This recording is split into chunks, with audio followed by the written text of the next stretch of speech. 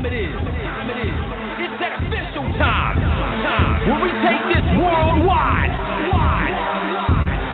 Let's go.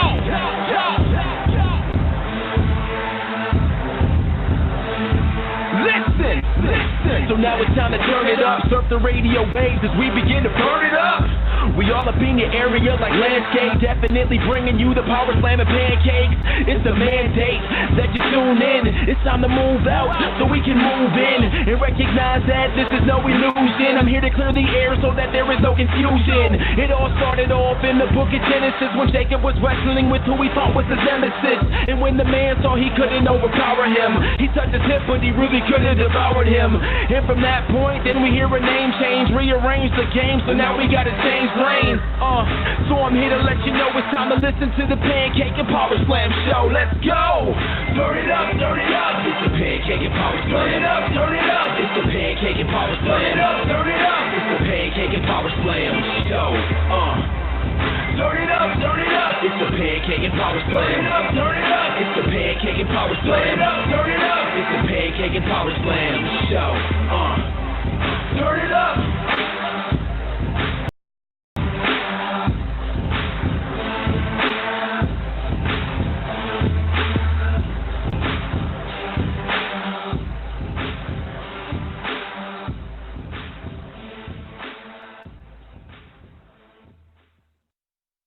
You are now listening to the Pancakes and Powerslam show by Crave Wrestling on Blog Talk Radio. Be sure to follow Crave Wrestling on Twitter at Crave Wrestling and join the Facebook fan page Crave Wrestling. And we are live, ladies and gentlemen, episode 375. This is the Pancakes and Powerslam show. We're live and living killer. Getting funky like a monkey, if you will, baby. This is Chris Featherstone. We're going to have a lot of fun today, as we do always. Today's interview is an interview with the number one contender for the Impact World Heavyweight Championship. That is Michael Elgin. So I had the interview with him recently, today actually, and I'm going to play that for you. It's going to be it was a really very interesting conversation. He's also a big NBA fan too, so he's going to let you know just his thoughts on his team, the Toronto Raptors, actually making it to the NBA Finals, and so. Fun interview, and also and here's the fun thing. Here's another fun thing. There's going to be two interviews. I'm going to play a very short clip of the interview I had last summer with Bill Goldberg and his thoughts on competing against the Undertaker. So, and who he wants to compete against, and so that I pull that clip out, and and I'm going to play it for you. I was just very excited about what I saw on SmackDown, and we'll talk about that as well. So I'm going to play the clip for you for the interview I had with Bill Goldberg and his thoughts on The Undertaker. And, of course, we have the Raw and SmackDown review. And we're going to, time permitting, we're going to do some Super Showdown predictions. The flavor of the week this week is we're going to have a very interesting conversation. Could be controversial, but we'll see. The flavor of the week this week is, should Nancy Benoit be in the WWE Hall of Fame? I thought about this question a few days ago, and I was like, you know what? And I tweeted it, I believe, as well. I was like, you know what? That would be a really, really good conversation piece, a really good conversation, a very good topic for the flavor of the week. So we're going to talk about it. We're going to talk about it tonight on the show, flavor of the week, and we're going to have a great time talking about if Nancy Benoit should be a part of the WWE Hall of Fame. So I'm sure we're going to get to some good chat on that. So, ladies and gentlemen, without further ado, let's go right into the Michael Elgin interview, and I'll be back on the other side.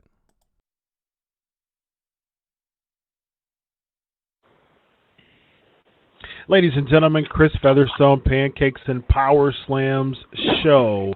I'm really excited to talk to this person about his recent Impact Wrestling debut, crashing the party of Brian Cage, his first Impact World Championship win, celebrates at Rebellion, and all of a sudden this person comes in and crashes the scene. He's further crashing the scene A few weeks ago, he won against Johnny Impact and Pentagon Jr. to become the #1 contender. He's got a big match against Brian Cage at the upcoming Slammiversary pay-per-view. Big things for this person. Of course, he was in Ring of Honor for nearly 10 years, made a big impression in New Japan, winning the Intercontinental Championship there. And so this person has a huge impact over the past 15 years. Also won the Never Openweight Championship at New Japan as well. So this person, without further ado, doesn't need a big introduction. They call him Big Mike. He is Michael Elgin. How are you doing tonight, sir? I'm doing very well. Yourself? I'm doing great, man. So your boy's so you're a Toronto guy. Yes. You grew up in Toronto, and interestingly enough, the Raptors are making some noise in the NBA. How do you feel about that? It didn't seem like that would ever happen, but this may be their year. I've been sitting in locker rooms this whole postseason watching games after my matches. It's been unreal. Yeah. I'll never forget. I was in the locker room, Game 7 against Philadelphia when Kawhi dropped that shot, and I was just losing my mind. And then that game ended, and I went right on my phone and ordered tickets for Game 1 against Milwaukee because I'm living in St. Louis currently, so Milwaukee was only like a 4.5-hour drive from me. So nice. I've been paying close attention, and Game 1 was fantastic in this series, but Game 2 I thought we played like crap. So I'm hoping that they pick it up in Golden State tomorrow. Yeah, absolutely. Yeah, the very fact that they could, give Golden State some trouble. I mean, Golden State has been the team over the past, 5-6 years, and this year, Cleveland took out Golden State one year, but Toronto was dominating the East Coast, man. So, this might be it. I like Steph. I like Steph Curry. I'm a Bulls fan, so I'm an East Coast fan too. Okay. But the Bulls have been trash say that, but so now I'm just kind of watching for players, and because I'm a sports fan, I like Steph, but I like the underdogs too. Toronto's definitely an underdog team, so best wishes to y'all, man.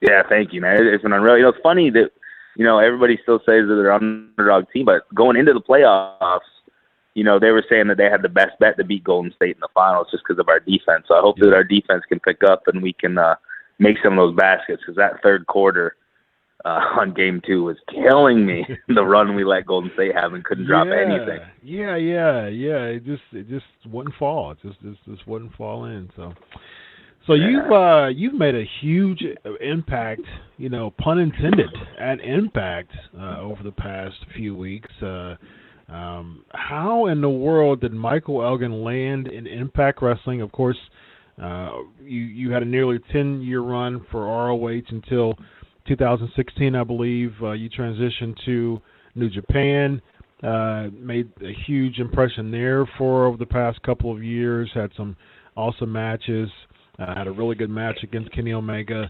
and of course now you're making a huge impression already, just thrust into the main event scene. I watched the match with you and Rich Swann, was incredible. The triple threat match was awesome. How did you land an Impact, and just what out of all of the options now, because the world of professional wrestling is full of options now, why Impact Wrestling?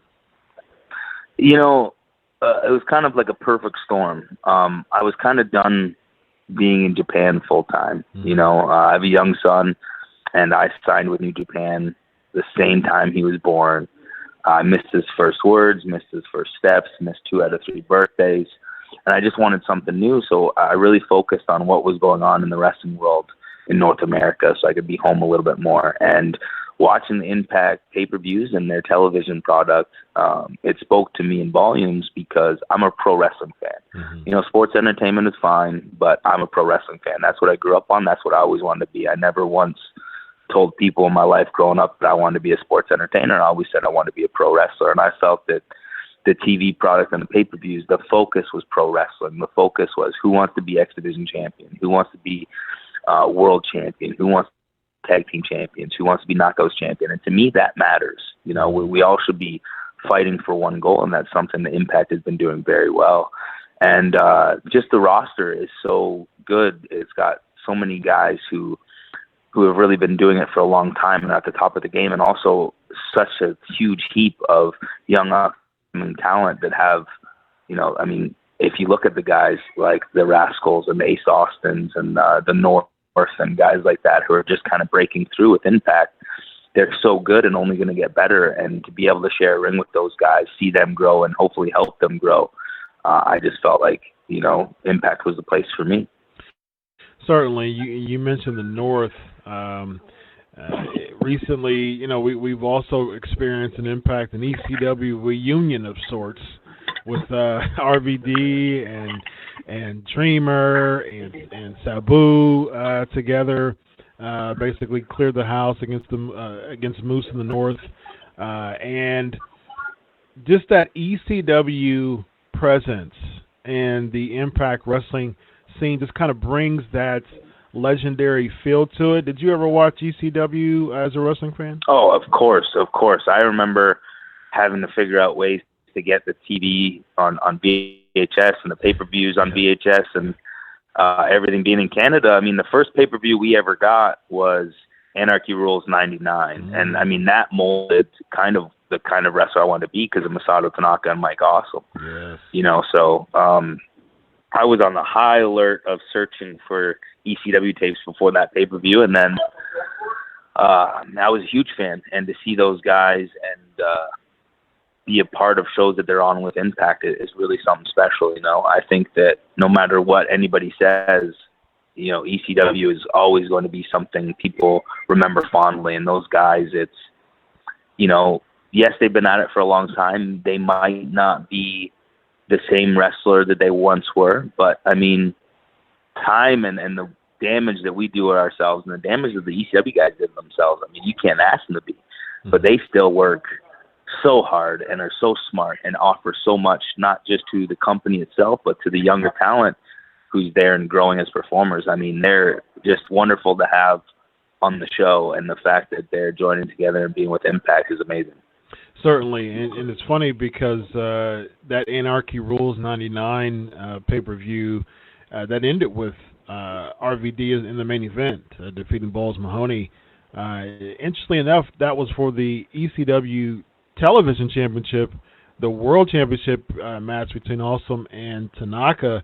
That was kind of toward the end of the card, but that wasn't even the main event. And to me, it just goes to show how important just branding yourself as a name.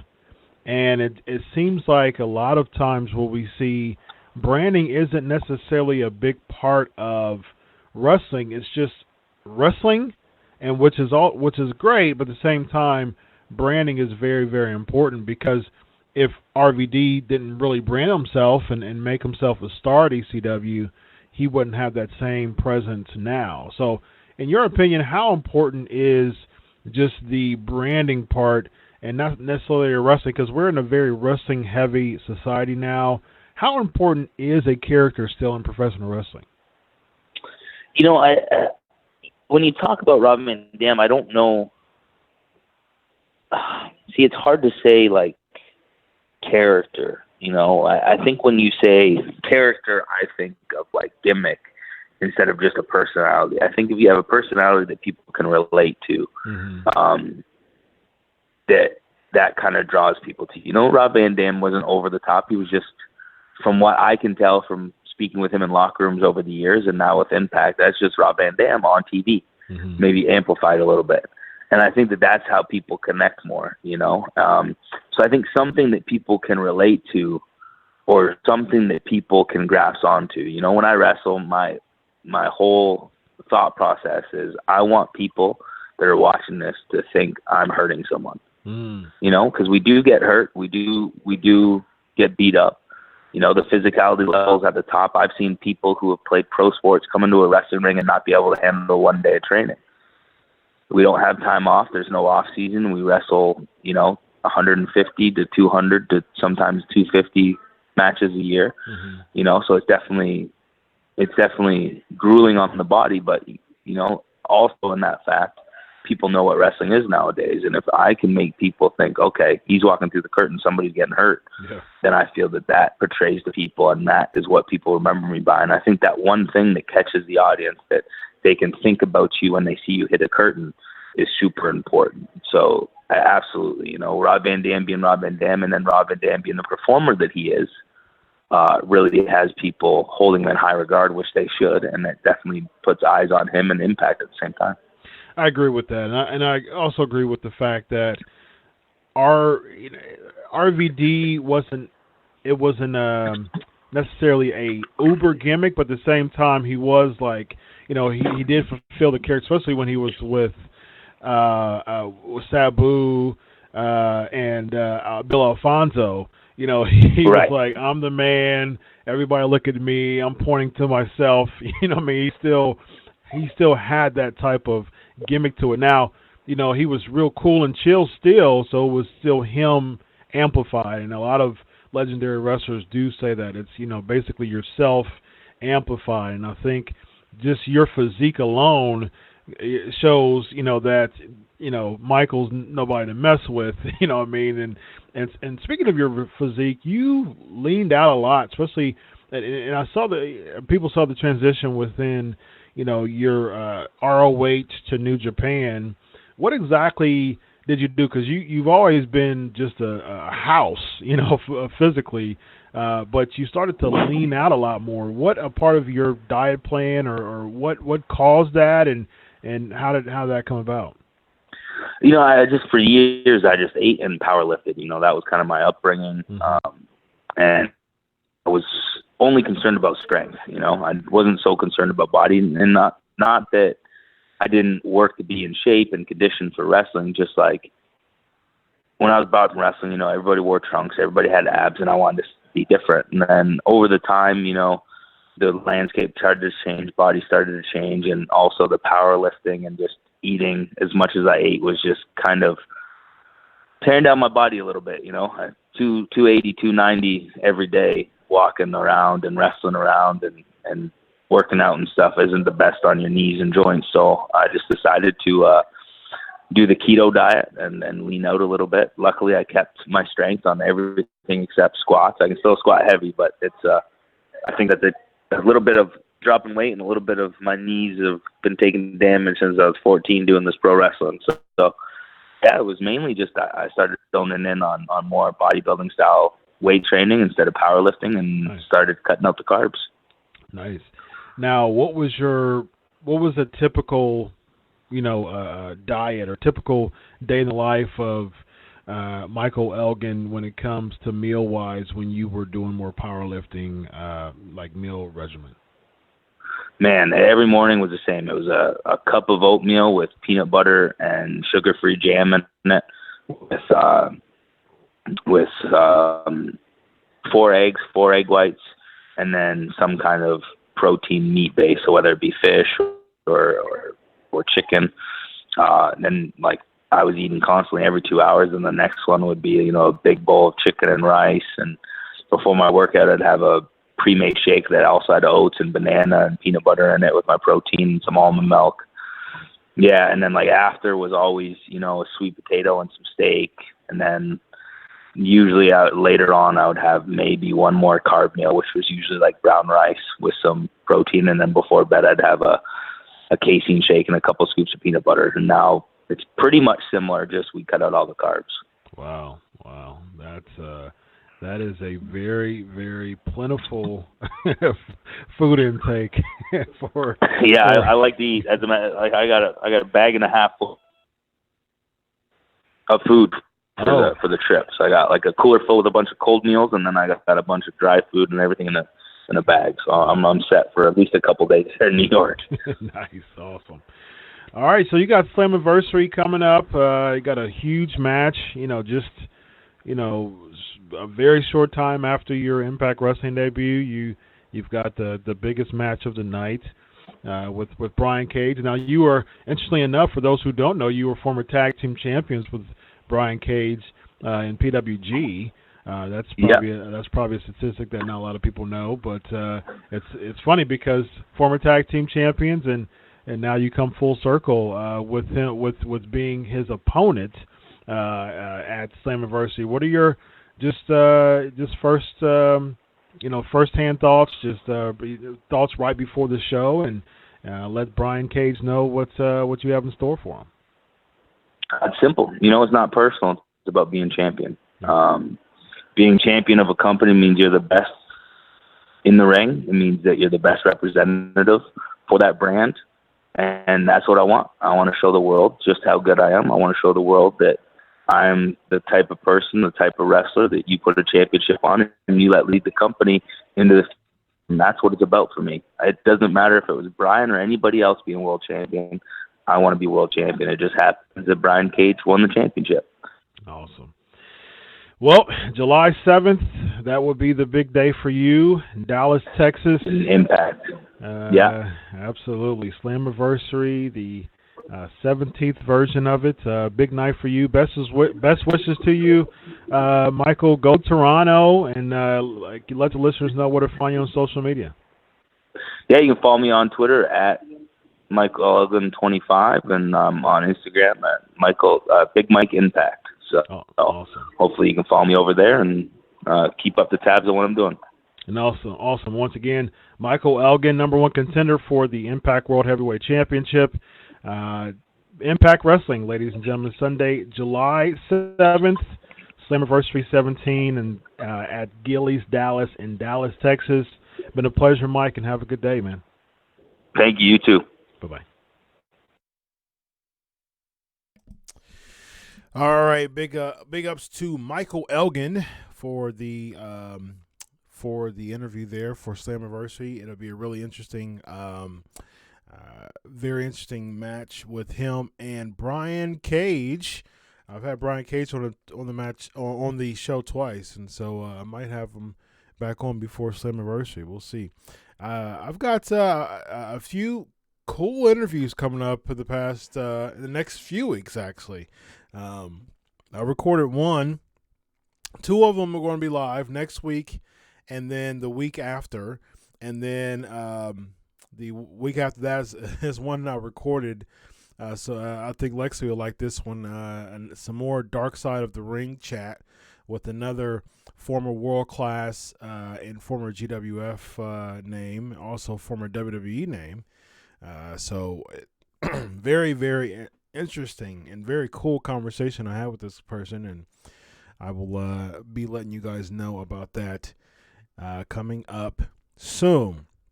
Once again, that was the interview with Michael Elgin. The guy always been just a machine. I've been following his work for quite some time now, especially his ROH work, and then his New Japan after that. And it'll be a really interesting, a really cool, hard-hitting match between him and Brian Cage. I'm really looking forward to it for Slammiversary on July the 7th. All right, ladies and gentlemen, so like I said, I'm going to play a little later on when we get to the SmackDown portion of the show. I'm going to play the interview that I had with Goldberg last year and play a little, like a 30-second clip, about a 30-second clip about his thoughts on the Undertaker. And so we will get that started. Of course, hashtag Ask Chris.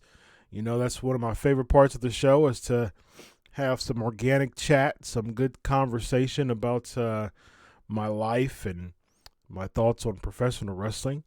And we'll jump right into the headlines. Before that, let's go into a trivia question.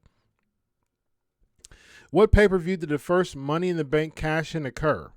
What pay-per-view did the first Money in the Bank cash-in occur? Looking forward to you all on the show today. All right. Need a mod going on here. All right. No, not Mania. Definitely not Mania. All right, ladies and gentlemen, without further ado, let's jump into the headlines. You know what time it is, ladies and gentlemen. Headlines. Here we go.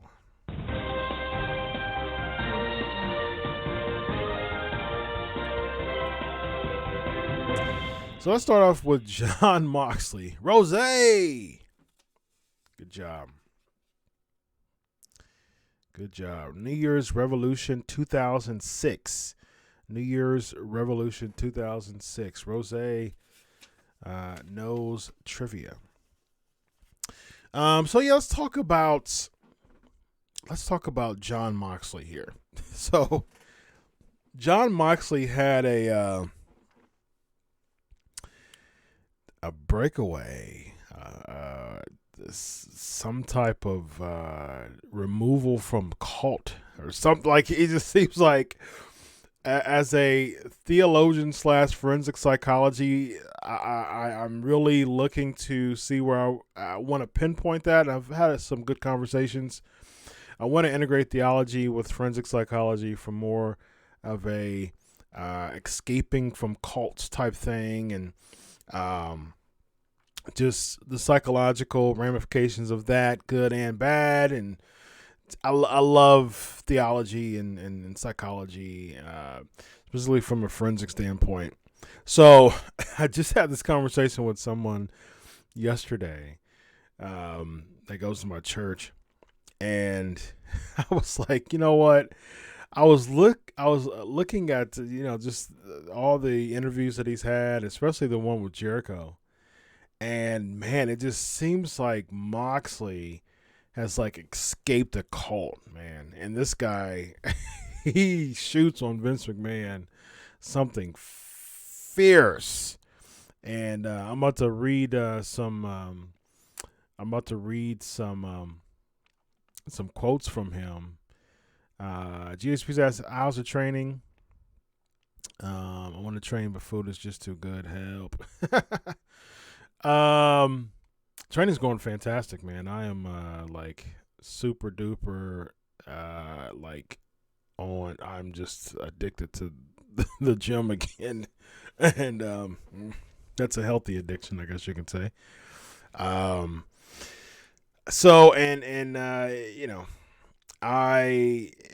very excited about just my renaissance back in the gym.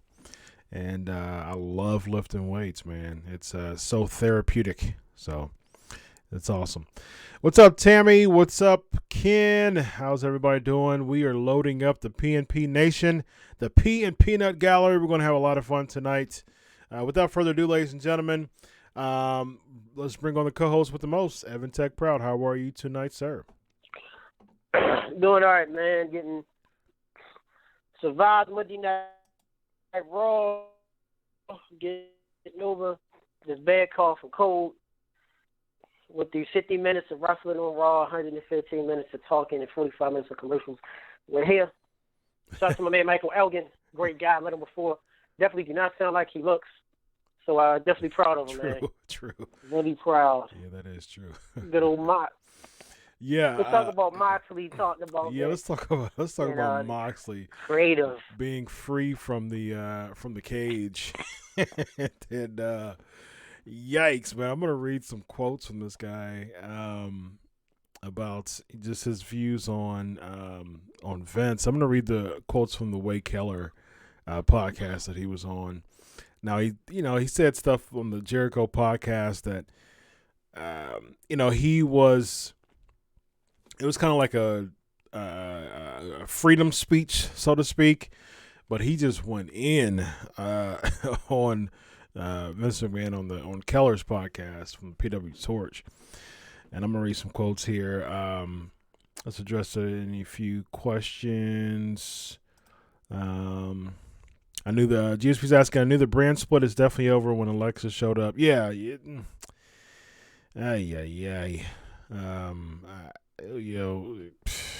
Goodness. God bless you too, Michael. Thanks, man. Appreciate it. It's I've shared that before. I just don't like it. I just don't like what I see with this. And again, it's very confusing. Here's the thing. Is the non-split, okay, so you're not splitting anymore, basically. Just like I said, the top people are still on the top. Who, what new person have they made since the split hasn't been over? Apollo Crews is still, he just went from Raw to SmackDown, lateral movement. He's still basically just in purgatory, so to speak. Mid-card purgatory. And Cesaro, he moved over, but he's just, he's lost 2 out of 3 against Ricochet. Ricochet's wallowing in the mid-card. They haven't made a star from the fact that, it had a better opportunity if the brand was split. But since now it's not split anymore, it's the same people on the top. And it's like, even when you had a brand split in 02, 03, at least it gave people like Eddie Guerrero opportunities. It gave people like Edge opportunities, Christian opportunities. Yes, Rey Mysterio. Right. And it was Cena with the prototype pants. Yes, Cena. It was so many people that you had even Booker T. Even Booker T. So nowadays you're not giving them any. You're doing a terrible job because the brand split was supposed to build stars like it did back in 02, 03, but you're not even doing that nowadays. Chavo Guerrero, Eli says that's another one. Yeah. It's this. I said I literally just got off air on my show. Look at this. It's been 18 years since 2001, 2002. 18 years. Yep. Because my daughter's about to turn 18. She was born in 01. WWE has only produced four blockbuster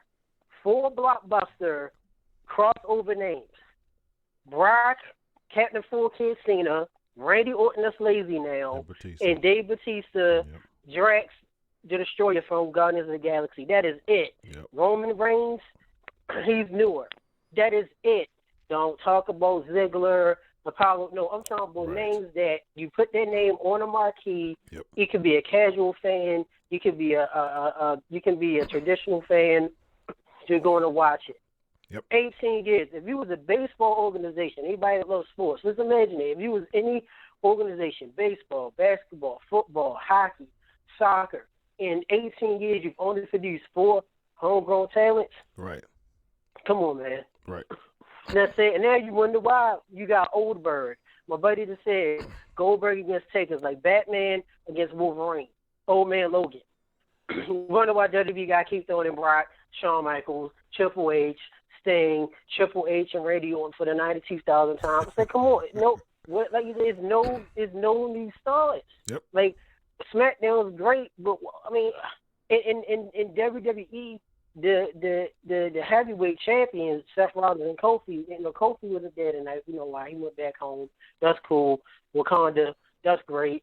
But think about it. They're not even promoted or built as heavyweight champions. Yeah. Look what he did with Brock yesterday. Yep. They act like Seth Rollins was the challenger. Seth is the champion. Right. It's like he. We go on and on about that, but yeah. Fired up, buddy, like Black Bart. Fired up. So good. Ain't a damn thing you can do about it. That going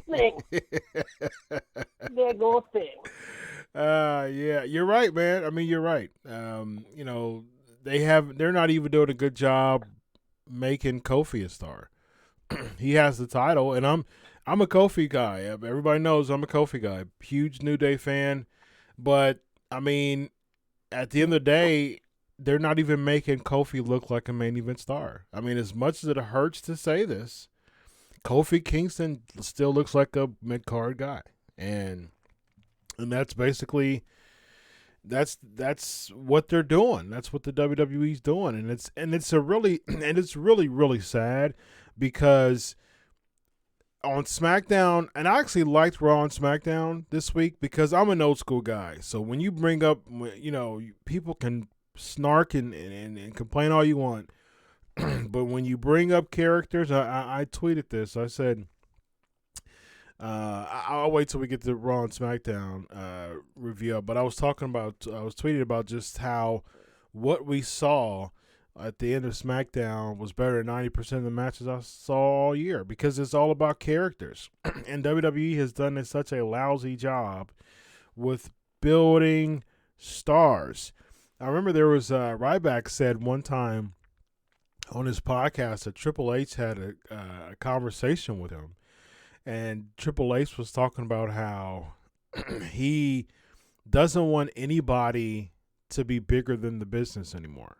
And it's like, that pretty much says it all. Like, you can see that so clearly that WWE with John Cena, he's the last person. I mean, they don't want anybody bigger than the business anymore. And that's to their detriment. You know, it's really sad. I'm going to read some stuff that Dean Ambrose is saying. Great comments on here. Ask Chris. There's some good comments on here. Let me address them. Kimbo's asking, when does a champion relinquish the title to someone they beat, hinting to Rey and Samoa Joe? Yeah, exactly. Right. It's like, why? Right. You should vacate the title and at least make matches on Raw mean something. The Cesaro and Ricochet, that goes to show how you can wrestle until you break a leg, literally, and that's still, and have a 5-star match, and that still is nothing compared to developing characters.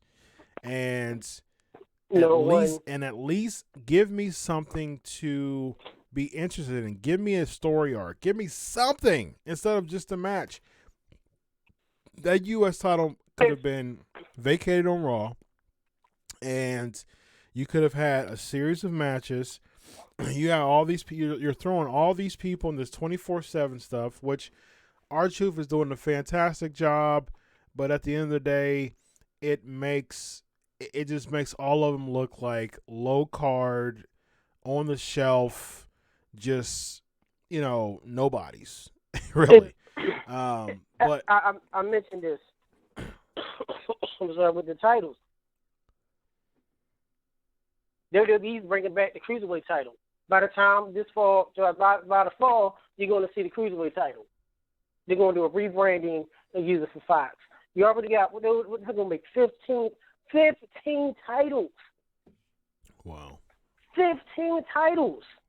When they bring back the Cruiserweight division, they're going to rebrand it. We're going to have 205 Live. 15 titles in the WWE. It's terrible.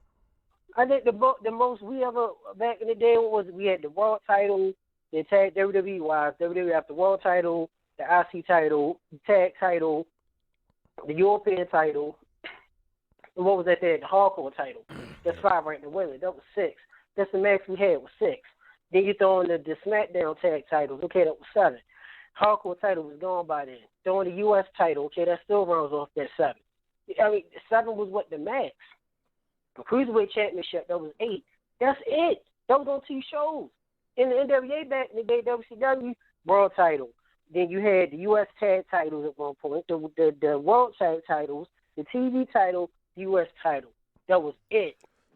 What was it? But here's the thing: they even made the U.S. tag team titles important when they were having, the Midnight Express feud with the Fantastics and the Young Pistols. Fabulous Ones and all them. Right. It was Dynamic D. Yeah, it was awesome, man. The U.S. title was awesome. I loved it, and they even made it look important. And you're just throwing, I think somebody made a comment on here, titles don't mean anything anymore. And they're so right. But I think the U.S. title, back to the point about Rey Mysterio relinquishing the title to someone he beat for it. What in the world was that? And come on, man. I mean, you could easily have done a U.S. title tournament, and you could have even carried that over to the Super Showdown. You could have done the Cesaro and Ricochet matches could have meant something. EC3, Bobby Roode. Chad Gable. EC3. There's there's so many people on. Okay, here's the thing: you're about to have 50 people in a battle royal, so it goes to show that there's certainly not a deficiency in number of roster members.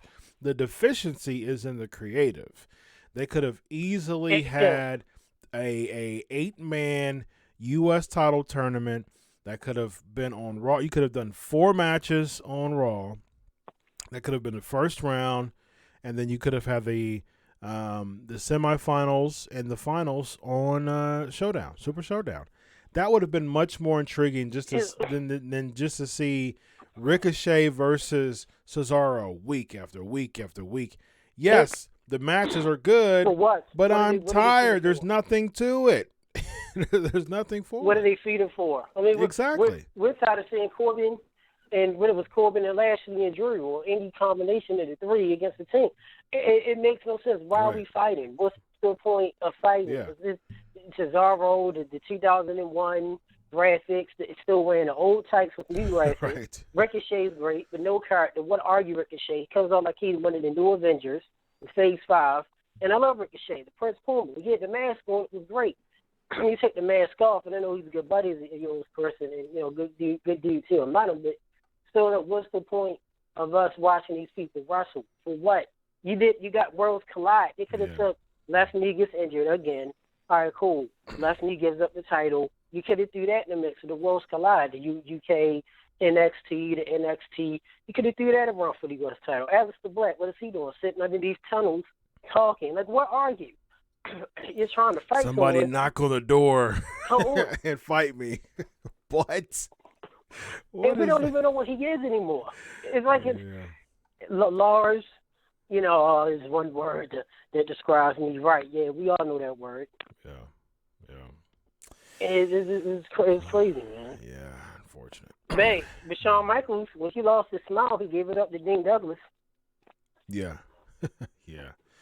Like good old buddy Shane, he did. Let's see. These questions let me address some of these questions here. Ask Chris. GSP said Braid Channel's entered Simon Dean with that recent sag. Yes, the Simon system, absolutely. Absolutely. Mo said Eli Drake liked his tweet about him going to AEW. Interesting. We'll talk about that. We'll talk about Eli Drake. I've had him on my show before. What else we got here? We got Lexi asked a pretty good question. I'm going to find it here. Lexi Express. The Lexi Express. All right, here we go. Lexi. Here we go. With the rumors circulating, just bounce to the other one here. Okay, with the rumors circulating that Big E is due to turn heel and betray Kofi, keeps going down here. Let's see. Okay, here we go. With the rumors circulating that Big E is due to turn heel and betray Kofi at the upcoming Super Showdown, do you believe the angle will be pushed? And Big E finally have a title reign? I don't, and that's the issue. That's the issue I have. No, I do not believe that Big E is going to have a title reign as a heel. They're at the point now where they're just throwing people at Kofi Kingston and hoping that it sticks.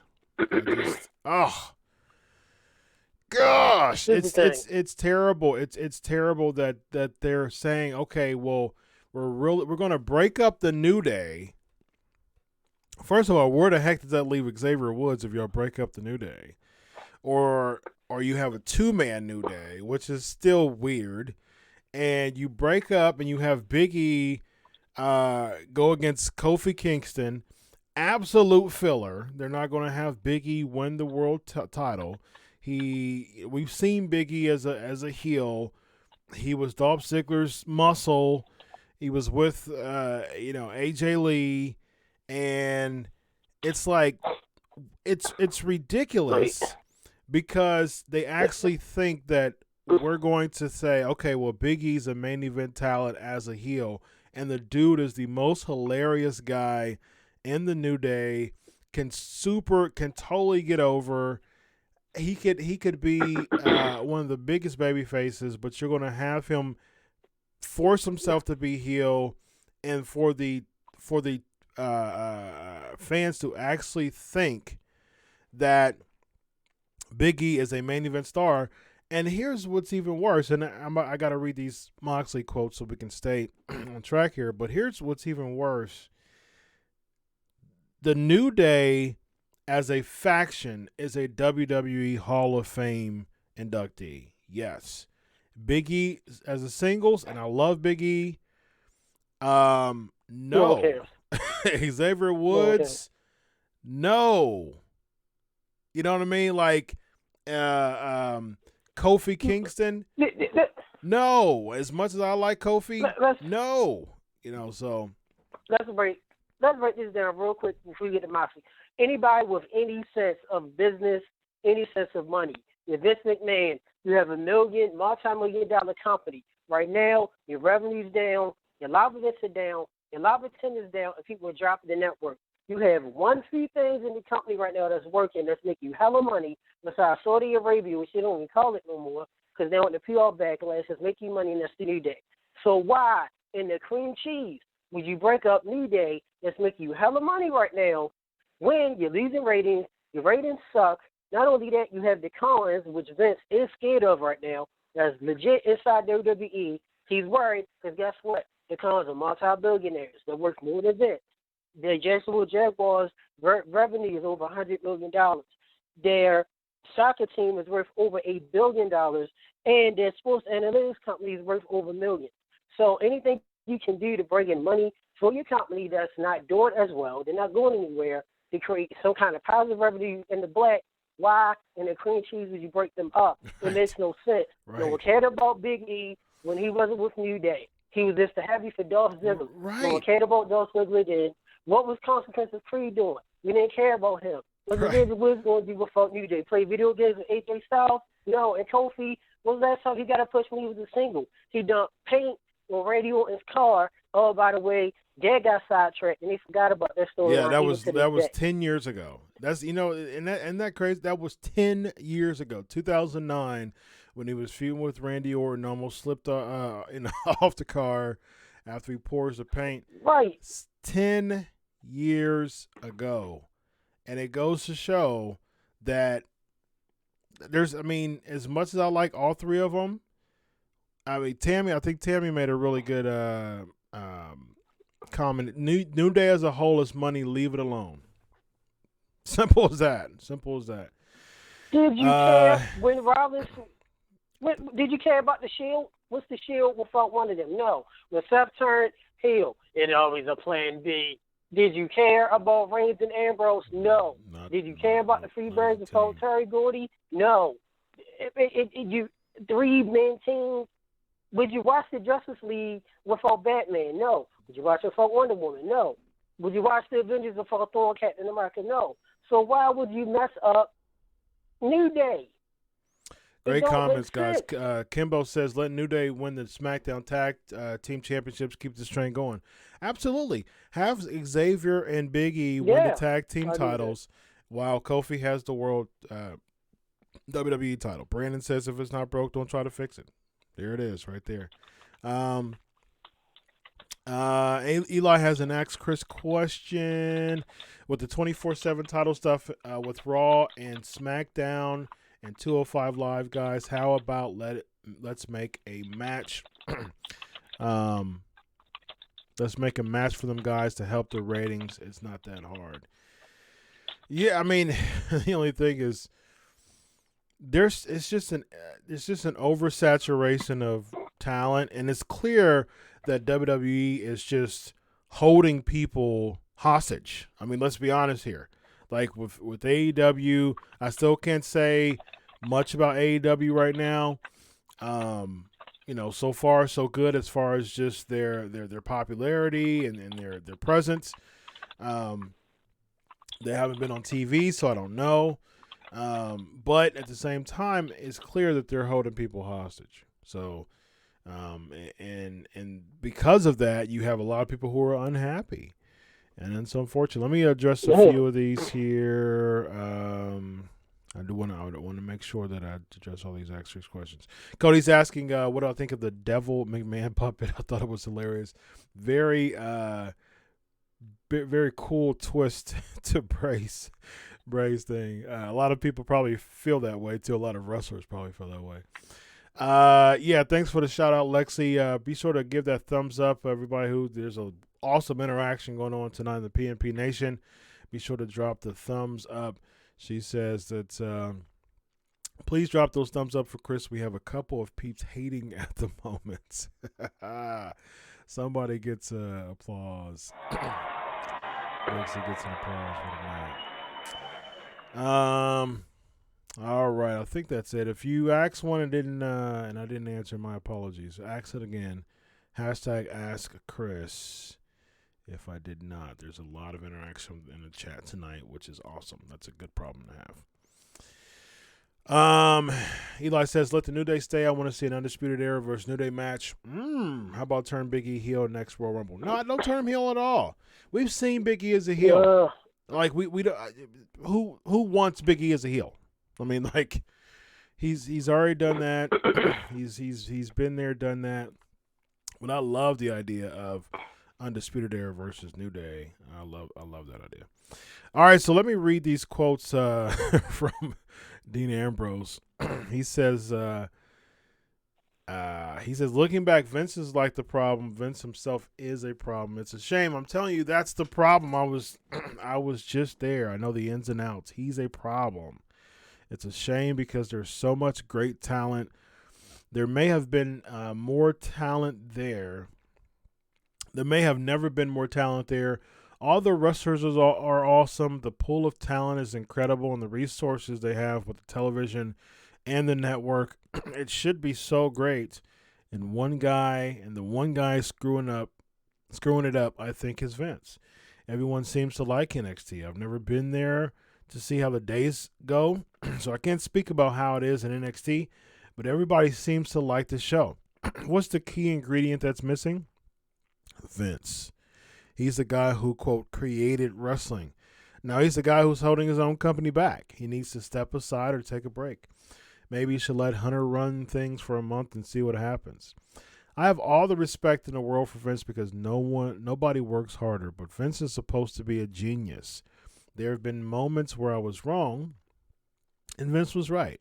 I had a match with Seth Rollins at SummerSlam, and I wanted to build to a moment where I got him where I want him, but I have to punish him.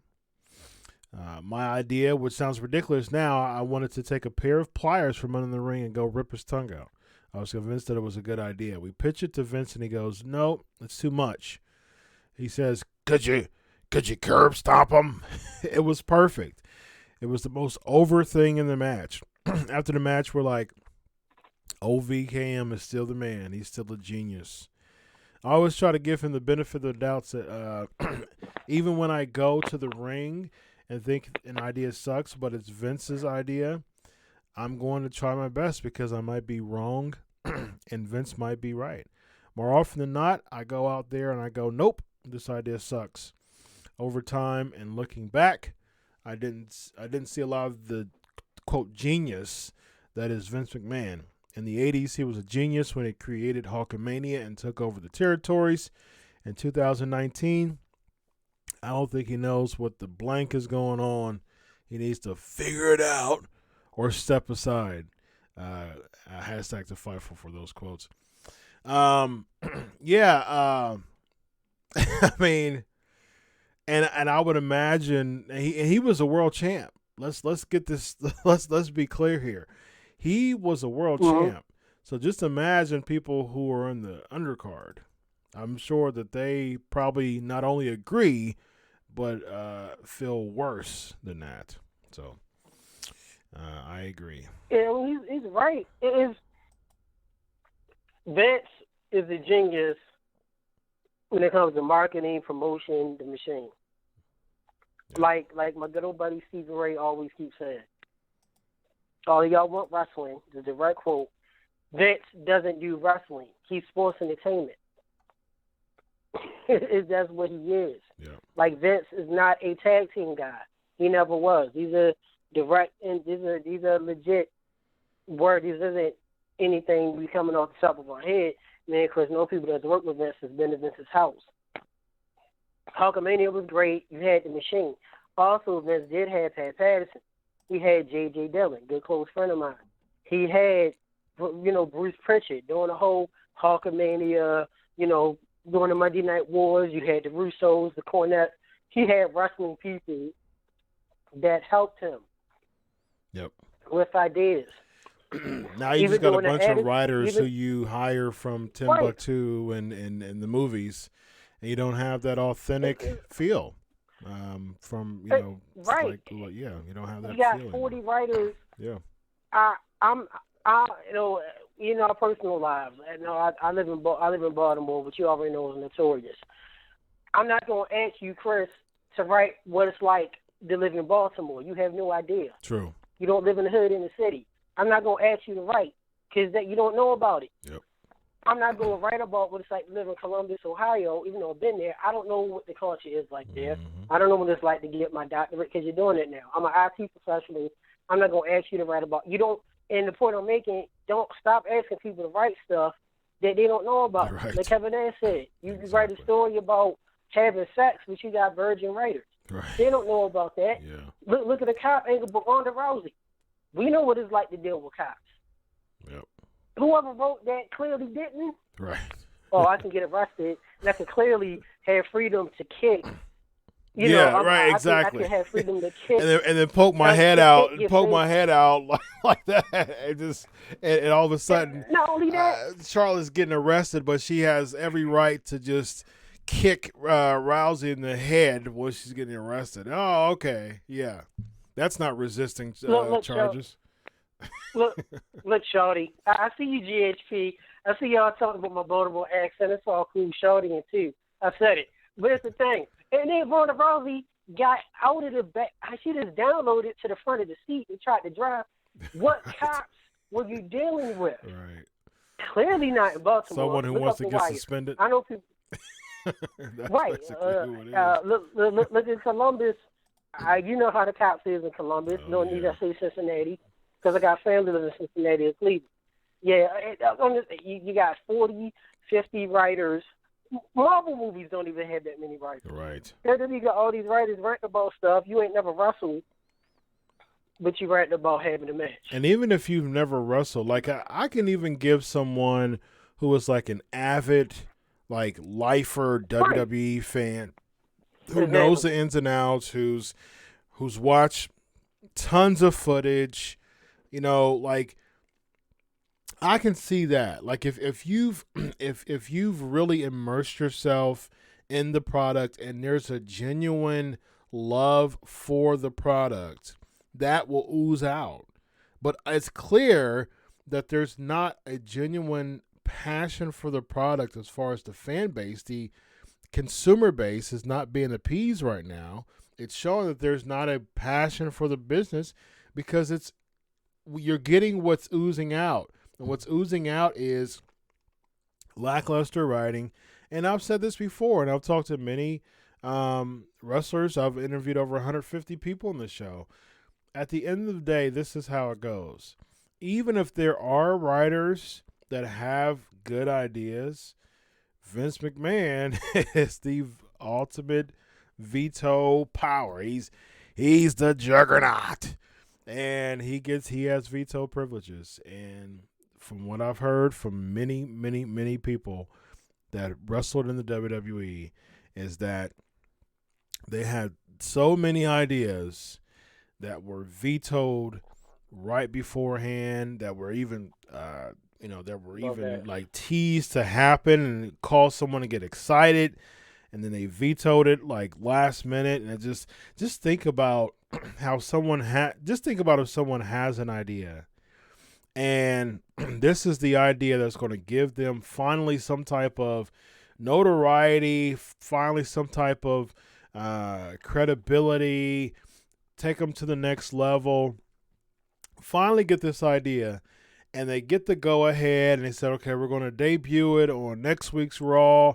And so if that was me, if I pitched an idea to McMahon, and I've been like a lower mid card guy for the past 6 months, and I pitched an idea to Vince, and I said, okay, this is what it's it. This is it. This is the idea. This is going to take me to the next level. I guarantee you the fans will like it, and it's something that you will be very proud of, Vince. Just give me a chance. Let me do it. And if not, we can drop it. But at least give me the opportunity to say that this idea that I keep dreaming about, I can't stop thinking about, will be entertained and will be executed. And Vince says, all right, man, I'll believe in you. Go ahead and do it. You know, we'll bring it on next Raw, next week, next Monday. And so if I get that approval, and if I leave Vince's office with him approving a idea that's at least going to give me some type of notoriety and some type of television exposure after just basically being on the sidelines, sitting on the bench for 6 months, with rarely coming in and out on TV, doing some run-ins every now and then, and some backstage segments, I will be excited. I'm calling everybody. I'm calling my family. I'm calling my friends. I'm going to be on Raw next week. Check it out at 9 o'clock. I'm going to be in this segment. I'm debuting my new character. I've been out for a few months. Refresh my character. I'm coming in 9 o'clock. Check it out, Raw. And then an hour before, hey Chris, Vince wants you in his office. Yeah, so we were thinking about that idea, and it's a great idea. You're a genius. Yeah. You are a genius. Yeah. But I'm gonna tell you what, we're gonna press pause on that idea. Keep thinking about it and come back to me in 3 months. Translation: we're not going to do the idea and move on. And so my whole world is crashed down to pieces because I've told all of my family and friends this is the night, 9 o'clock Raw, and now my idea is done. And JTG talked about how he initially pitched the little Jimmy idea, and he did. And he said talked about that on my show, and basically he was put on the sideline, and then he sees. And I love R-Truth, big R-Truth fan, and you can't blame R-Truth for it. I mean, he's getting an opportunity. But he sees R-Truth do it, and he's like, wait a minute. Like, that was my idea I pitched. Like, what are you doing? And so, if you're not, it's sad. If you're not on the upper, if you're not a legend, if you're not a Flair, a Dusty, because you guys remember good old Dusty baby, Billy Well, if you will. Remember, Dusty did the promo with Stephanie. Remember, Dusty went off script, and they kind of tried to say Dusty got in trouble, but what you going to do to Dusty? He a legend. Yeah. If you're not Dusty, you're not Funk or a legend or the Michaels or the Triple H's or the Ortons, you can't go off script. No. You do anything. I talked to Nash a lot, good dude. I talked to Scott Hall. They talk about it all the time during the natural days. Are we going to listen to your idea? We're telling you our idea is better. Okay. Once you go out there live, what are they going to do? And if we had that power, like you said, they can't do anything. It's so scripted. Can we talk about the laziest promo ever on Raw or in Triple H? I literally felt like after we ate them burgers, Chris, and we was at what's the burger place in New York, Mania weekend? That burger place, man. What was it? I felt like I ate 3 of those. That was the laziest segment. And to show you the state of WWE, and I know this is Fiji, this is going on what you said, they used the word balls. And it was like, oh my gosh, they said balls. Really? Is a segment that lame? Yeah. That looked like he basically was shot up with Novocaine, and then you got Triple H coming out, same walk, same beard, same fat back on his head, same suit. It was so lazy. Yeah, get your balls out of Stephanie's purse. Well, I gotta tell you, my you never boy, had any. It's hard to hurt. It's like, really, like, come on, this 4 kids, what is going? They're just so big, yeah. Like, Yeah, you gotta say, it takes a lot, holding them, because you never had any. Right. Yeah. Come on, is that the state we're in? That word, and only saying it balls, has been escalated to the 12 words you cannot say on professional. You can't radio. say belt. Professional broadcasting. You can't say belt. Yeah. You Can't say wrestling. You can't. We're not wrestlers. You can't say Davis. Kevin Dunn. Cut it. You can say balls. I actually saw the list. of because I've done some media. I did some media stuff. Yeah, I did some media. I mean, I had a media pass for access at WrestleMania, and I've seen the list of what. Oh, I got a copy of that. What journalists can't say, and you can't say belt. You can't say wrestling. It's Granddaddy of them all. It's so crazy. I'm gonna try to. You can't say WWF. Yeah. Do you have the one? Do you have the announcer one, or do you have the press release? Because I had the press release in my email. Yeah. Yep. The press release is worse. I'm like, it was like a textbook. You can't say Jericho. Get him off, Kevin Dunn. Get him off. You can't say Sid. You can't say it all. Can't say it. Can't say Benoit. Can't say Nancy. Can't say Belt. What? You can say balls, though. The Rock can come and you use the 5-letter B word. He can say that because he's the Rock. Let's see. It's like, come on, man. Here it is.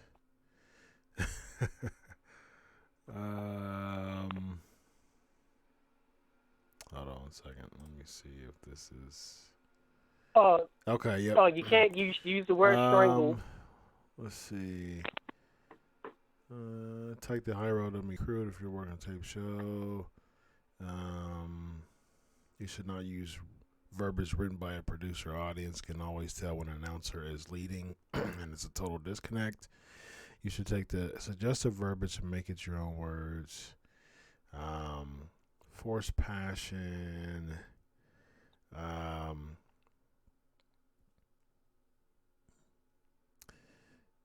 Sit up straight on all cameras. Okay, so that's media. Okay, here we go. Do not use references of 5-star match or match of the year by commentators if the match meant nothing. Please never use the word title changing hands again. Titles are won or lost. They don't change hands. Vince did not want us to use the phrase granddaddy of them all for WrestleMania going forward. He feels it makes WrestleMania feel old. Also, we are never to use the term choked out or the word choke at all. Strangle. We have renamed the Undertaker's submission the Triangle Submission Hold. Like the calf killers, the calf crusher move was the calf killer in Impact. Remember that? Do not use the word hatred. For example, Triple H and John Cena's hatred for Randy Orton.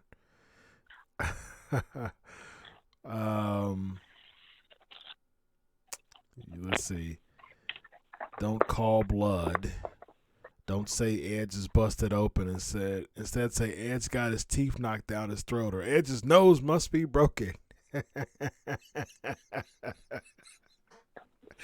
Oh my gosh! Oh man! It's like don't call the obvious example. The ref is counting to 10. Instead, say Edge better get back in the ring or he'll be counted out. Don't say the audience is chanting for Matt Hardy. The audience can hear that plainly. Instead, let the audience at home feel the energy of the live crowd. Don't say the Big Show has huge hands. Say the Big Show's fist is the side of Jericho's head. Mark Henry's back is 3 times the size of his opponent's. Not Mark Henry has a huge back. Be careful when anointing anyone or anything or anyone is the greatest of all time. Okay, here's the Here's the words to avoid, ladies and gentlemen. Are you ready? No, I said, are you ready?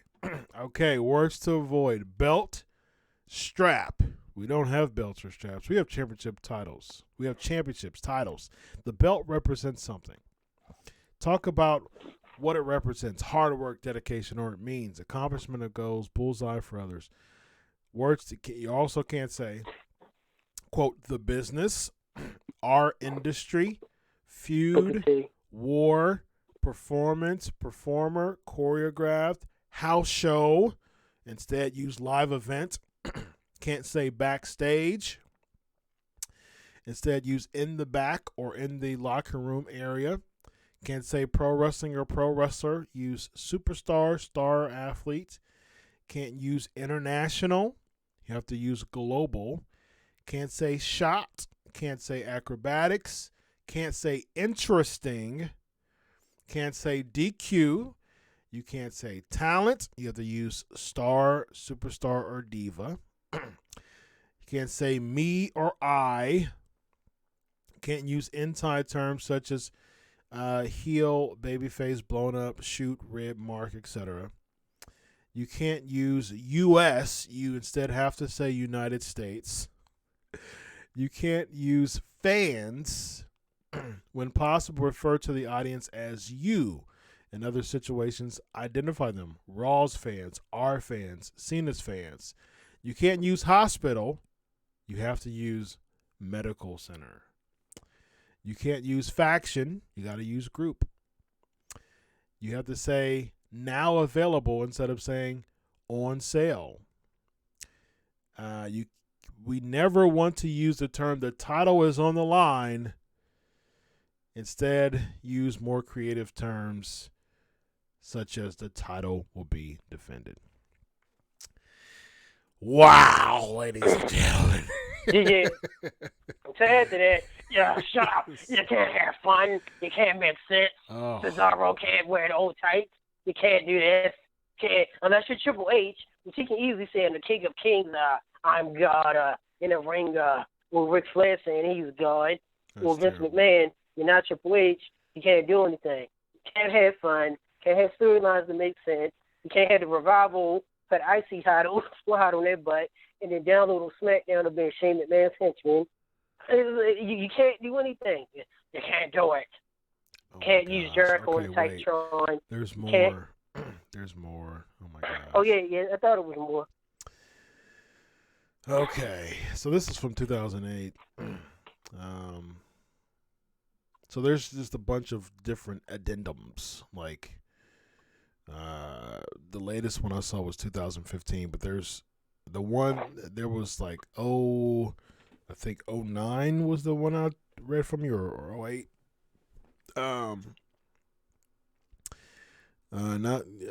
Can't use the term. This is from October 16th, 2008. This is a note from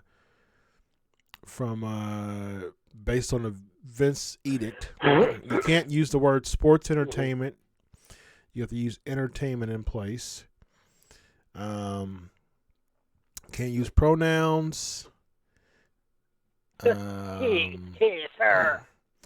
Everyone you have to ask questions. So you can't say John Cena will never trust Randy Orton. You have to say, do you think Cena could ever trust Orton?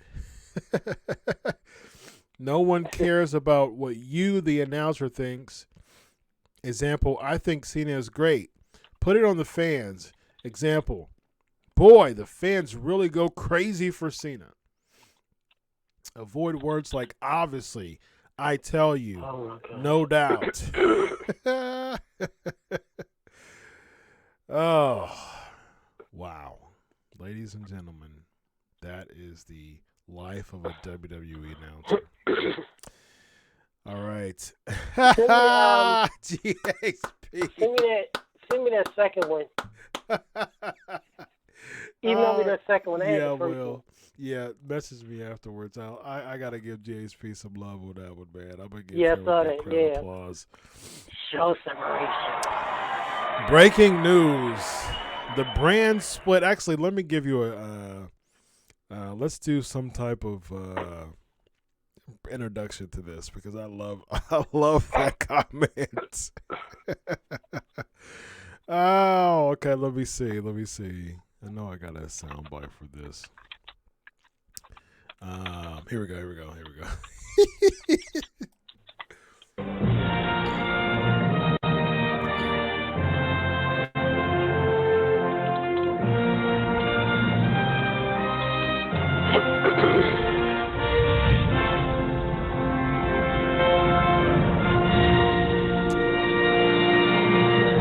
Ladies and gentlemen, breaking news. Instead of the brand split, it will now be known as show separation. I love it. That's great. Michael said, you can't say, let me tell you something, brother. Oh, man, I love it. I absolutely love it. Yeah. You can't, the Wildcard Rule. I forgot, I said though, man, Finn came out looking like a little top in his huggies. Michael said you like, can't I say forgot air. he was even around. Can't see anything. Yeah, show separation. Can't say air, can't say wrestling. Can't do this.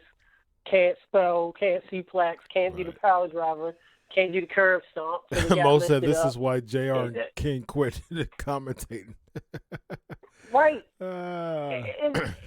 You can't do storylines that make any sense. Yeah. All right. Let's see. Let's do some quotes from. Are you sure you can say separation? That's such a depressing. That's true. That's hilarious. You can't say separation either. Dustin Rhodes, he also had some words to say. Let me see. I'm gonna try to find that as well from old Dustin Rhodes, Bearbell. Let me find that. Let's see. I'm gonna try to find those quotes too, because he went into. Here we go. All right, so he says, for the past 4 years with WWE, I kind of lost my passion because, let's face it, you're sitting in the back, you're not doing anything, and it's just really hard. It's frustrating. When you have so much time to give, but time is running out because you're getting older. It sucks when you're not being picked, and you're pitching these ideas to the writers and creative, and to Vince, and to whoever else will listen, but nothing happens. It's like, oh, well, we'll just put you in a backstage segment standing in the hall while Goldberg makes his blanking entrance. Thanks, I appreciate that, but no thanks. He also said, I wanted out. It was hard to get out. It's like prison. It really is. It really is. It's one of the prisons that they take good care of you in. But I needed to go do something else because I'd been there for so long. Man. And again, I say, this was pro wrestling hashtag quotes. But yeah, again, it goes back to this. If someone who's been a veteran in the business for 25 years and has been a WWE guy for, over 20 years off and on, a well-respected, he's Dusty Rhodes' son, been in the business for 30 years, over 30 years, legend in the business, WWE Hall of Famer, shoe-in, WWE Hall of Famer. And so here's the crazy thing. If he can say something like that, it goes to show how many other people feel about him. So, about Vince. And so, again, if someone like Goldust and Dean Ambrose, who was the world champion, let me say that one more time, who was the world champion, if people can say that about WWE, and Michael said, can you say in public, if you will? I love it.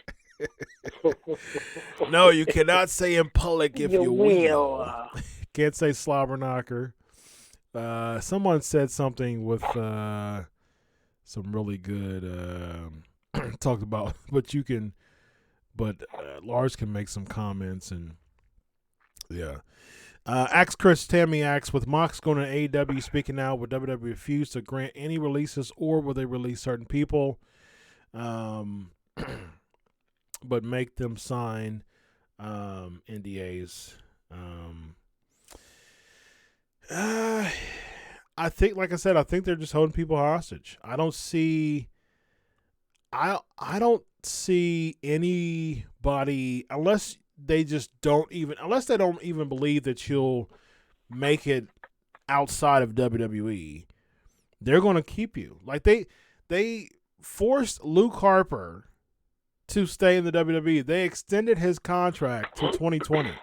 That goes to show, he clearly wanted out, and they extended his contract to 2020 because they're holding people hostage. And it's a sad reality. So, all right. So let's go into Eli Drake. Yeah. So I'm interested to know, because he's been on my show before. I'm gonna try to get him back on. I'm gonna see if I can bring Eli back on, and I'm gonna see what I can do about that, because I'm interested to see to hear his thoughts on, based on all these people saying these things about WWE.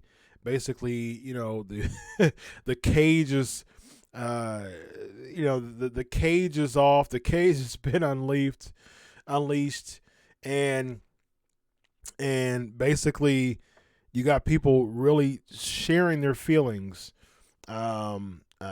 Sharing their feelings about WWE. And again, I say, someone as legendary and as well-respected in business as Dusty, and a world champion Dean, or Jon Moxley now, if they are saying it, just imagine the people, like, I'd imagine like an EC3, and I'm going to try to find some stuff on that. I'm trying to do some digging. I'd imagine like an EC3, and Apollo Crews, and Mojo Rawley, all of them are just like, what in the heck? Even, I would say, even Bobby Roode, like someone like them are just like, man, I don't even know why I'm here and what I'm doing. I'm so unhappy, and so I think they're holding people hostage. Unfortunate.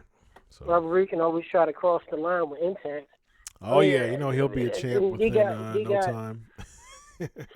But I gotta give shout out to Impact Wrestling though. I've been really enjoying Impact's product lately, and Impact is doing well. Yeah, it's now, Michael. Impact is not dead. Impact is doing very well. I advise everyone to check it out.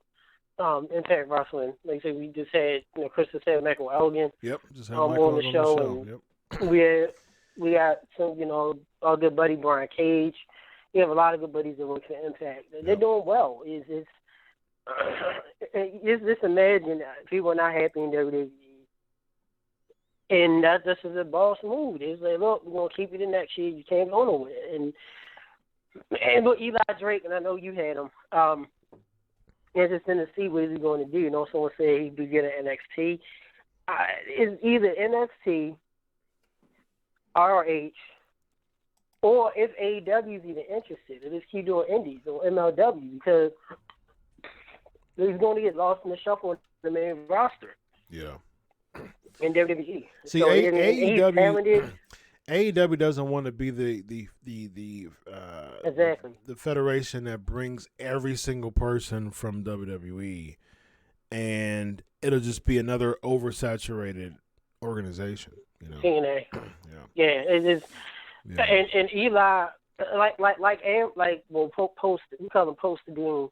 Like Post Dean said, and I always respected Dean, but even after listening to them interviews even more, Some people just work so great with all scripted stuff. Eli's hilarious. He's naturally funny. He is. I've even seen him interact with fans and talk to him at a couple of conventions over the past year. He's a funny dude. He doesn't do well with scripted promos. And he has a good enough name there. I mean, he's not, of course, like an upper echelon guy, but he's good enough to where there's some name recognition. He's good in the ring, and Impact is doing well. Getting back to Shinsuke, it should be World Wrestling Purgatory. I've never seen WWE have so many stars, and it has to be athletically. And like one of my TV guys that did work for WWE was on my show earlier today. There has to be one of the most gifted, athletic, talented roster WWE has ever had in history. But the creative sucks. There's so many people in purgatory. Look at Braun Strowman, look at Lashley, look at Roman Reigns. Reigns is in purgatory. Can you believe that? Look at Shinsuke, he's just there. Look at Aleister Black hanging out in tunnels, and what are you doing? There's so many people that are in purgatory right now with door storylines. No one cares about Reigns against Shane. No one cares about the revival. Reigns, what is he doing? No one really cares. Look at McIntyre, like getting watered him down. Lashley is lost. He needs a manager. Good dude Lashley is. There's so many people, like you said, is just lost in the shuffle. No one in WWE besides Bray, and I'm not counting NXT, in the main roster seems to have any type of direction besides Bray. Reigns is just floating. Look at everything. I'm okay with Reigns. I'm okay with Reigns and Shane just because it's causing Reigns to get some type of baby face. He's getting over. Like they were talking about, we won Roman yesterday at Raw, and let's transition real quick to Raw and SmackDown. I think Eli Drake would be good in NXT. I think NXT will be something that if I was Eli Drake, I would make a living being a successful NXT guy, and I'd be cool with it. I'm like, don't bring me to the main roster. I know I'm going to be buried just like everybody else. Keep me in NXT, and I'll be cool. I think that would be a good place for him. Really, that I agree. maybe AEW, but yeah, I mean, I think NXT would be the place for NXT. And I mean, we're talking about people not being underutilized. Your Raw Tag Team Champions, Kurt Hawkins and Zack Ryder, are not even being utilized on Raw. I mean, that pretty much says it all right there. Kurt Hawkins and Ryder. Like anybody can me that know me, I'm a big collector. Like Hawkins and Ryder are. Collection's huge. Chris knows, and JHP and Lexi knows this. They're most entertaining. Watching, go on YouTube, watch Figure It Out. Figure it out. The actual figure. They're entertaining, and they're not on Raw. I mean, haven't seen them. I think the War Raiders, War Machine, whatever you call them, Braveheart, them dudes, Hearts War, haven't been on TV as long as them. It is just sad, man, that you got the tag chance. Imagine that back in the day in the 90s. Could you imagine imagine 3 or 4 weeks straight with Fawcett, the Hardy Boys, Edge Christian, the Dudleys, the Hart Foundation, Demolition, going in the 80s Strike Force, WCW, seeing the Road Warriors, the Steiner Brothers, the Nasty Boys, Harlem Heat, Sting and Luger, Dusty and Nikita, the Midnight Express, Rock Rose. Imagine going 1 week maybe, but going 4 weeks straight with Fawcett and get tag team champions. Just imagine that. Now, here's the thing. I'm cool with not seeing them a lot, but I'm not cool with their just their overall booking, because we didn't see Hogan a lot, you know what I mean? And I think that was good, but I think with Hawkins and Ryder, like the last time that they were on Raw was May the 6th, and they lost to the Viking Raiders in 2 minutes and 45 seconds. That pretty much sums it up. The last time they won on television was April the 29th. So, and those are your tag team champions, ladies and gentlemen. They're pretty much. That's the thing is, they don't have to wrestle every night Well, even okay, we go a week where we don't see him, but at least if it's a segment, make it relevant. Like you said, Hogan wasn't there every week. When Hogan did there, he was doing a promo. He didn't wrestle. The Steiner brothers sometimes didn't wrestle. They just came out wearing them leather jackets, even though it was August. You know, it's something. It just, make them like irrelevant, make them mean something. The Iconics, didn't they get a win last night, the first time since Mania? No. Or did he leave? Peyton Royce lost in the singles to Nikki Cross. Yeah. They'll let you know if I got to switch up. Nikki Cross with the busted mouth. All right, let's see. Lexi's asking, do you believe that the negative press surrounding VCAM and his feelings being displayed by ex-talent is a plot or a type of coup to put Triple H in power? I don't think that's deliberately that way, but definitely could be. Triple H, he wants that. He wants that role. You could tell that he's like, he really, really wants that role. I'm going to tell you this. Forget what you hear on other shows or what you may read online. If you read anything different than what we're about to say, you only going to hear it on my show, other than that radio, Pancakes and Powerslams. Triple H is not going to take over WWE. I know the network is doing their own thing. Vincent Kennedy McMahon is not going anywhere. He's not giving up more power to Triple H to the degree Vince McMahon is still going to have the final say. It was me, Austin. It was me all along. Vince is still going to have the final say when it comes to Raw and Summer SmackDown. NXT is Triple H's baby. So everybody says, oh, he's going to give it up to Triple H. He's not. Vince is not giving that seat up until he dies. We got to remember, Vincent Kennedy McMahon grew up poor. He was in the trailer park. And Vincent Kennedy McMahon did not get power over the WWF back then until his father was on his deathbed. He had no choice to give it up. So Triple H and Stephanie, mainly Stephanie and Triple H, is not going to get the reins of the WWE Incorporated until that day comes when Vincent Kennedy McMahon either goes on to glory or becomes senile or gets to where he can't do it. Vince still stays at the office at 2, 3 o'clock in the morning. He gets up early. He still works out. He's super competitive, and this is coming from people that we know, the J.J. Dillons, the Michael Hayes, the Kevin Nashes, the people that's worked with Kevin Dunn, the Cornettes, the people that we know personally and professionally that's worked with Vince, been to Vince's house. Vince McMahon is not going anywhere to the good Lord called him home. The closest thing we got to see Triple H running is NXT. Yeah. NXT, we'll talk about NXT in just a little bit. Yeah, right. What year and event was the first Money in the Bank match? What year and event? All right, let's roll here. Just give me your Raw and SmackDown grades. I personally liked Raw and SmackDown both. I thought Raw was one of the more solid shows of the year, actually. Probably because they had that legendary feel to it. It was packed. I give it like a B-. I liked it. Now, of course, there were some moments that just, was just normal every week. We talked about the Mysterio part. I like the Brock teases, but SmackDown to me was good. I think SmackDown was better. I absolutely loved the Undertaker Goldberg spot, man. I loved it. So, all right, matter of fact, we got to roll. I'm gonna play that clip real quick. And for those in the chat room, the grades are there. Kimbo CC, Michael C+, Evan B-, B+, GSP B and C. GSP said he thinks that Roman Reigns, he could see Roman Reigns do a Superman punch while Shane's doing a coast to coast. So, all right, so let me go ahead and play this real quick.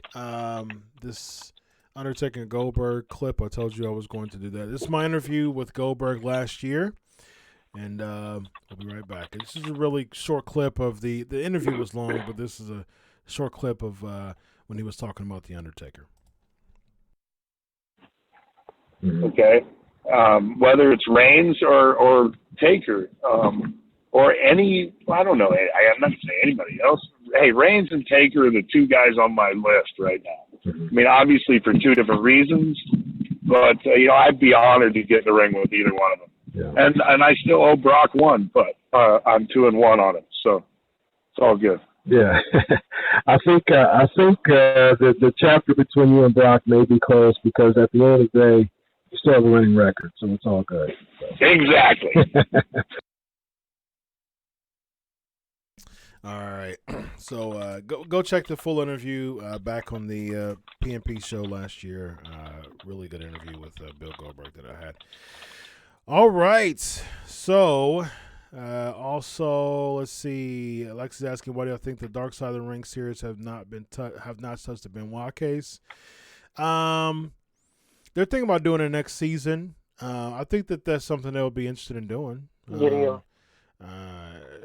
And speaking of that, again, Lexi, in a few weeks, I got somebody else talking about Dark Side of the Ring. So have your antennas ready for that. It's going to be really cool. All right, ladies and gentlemen. So like I said, I loved the Taker Goldberg part. I absolutely loved it. The kid backing me. So, all right, flavor of the week. Here we go.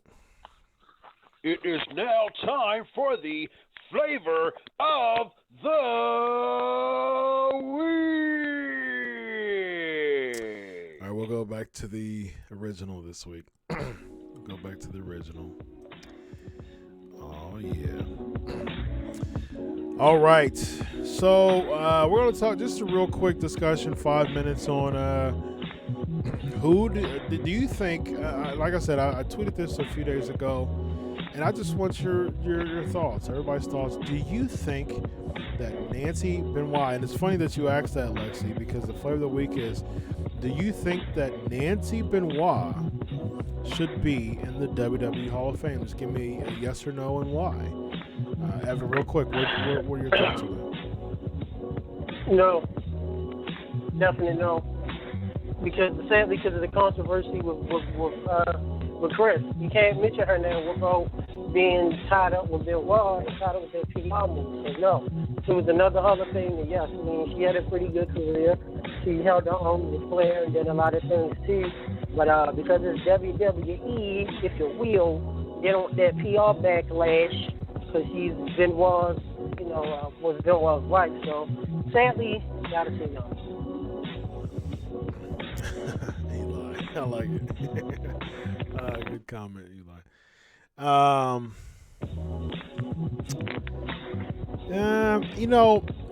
I think that she should be in the WWE Hall of Fame because to me, like Chris's